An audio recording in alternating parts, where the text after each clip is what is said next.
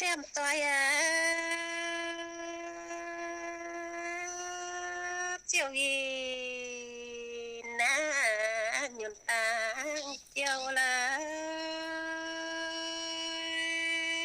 mấy tuổi quàng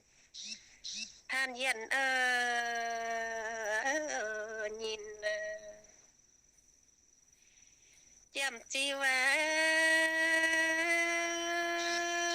thao ghi na tiền của mang lại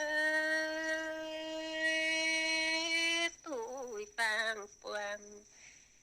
sẽ dõi than nhìn là rồi mèo ta nè mai phía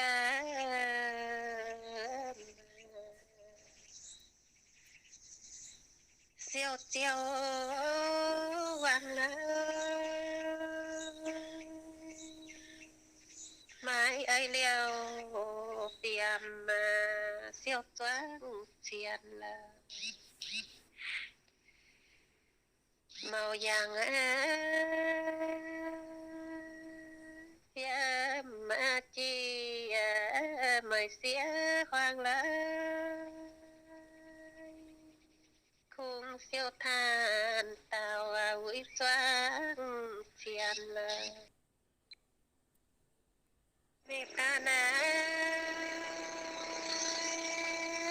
bắt thao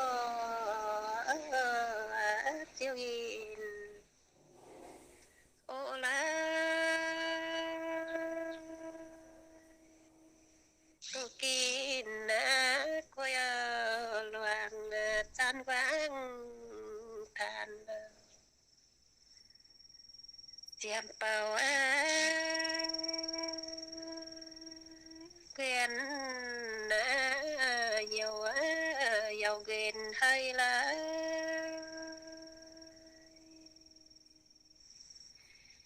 xin mày nhám chi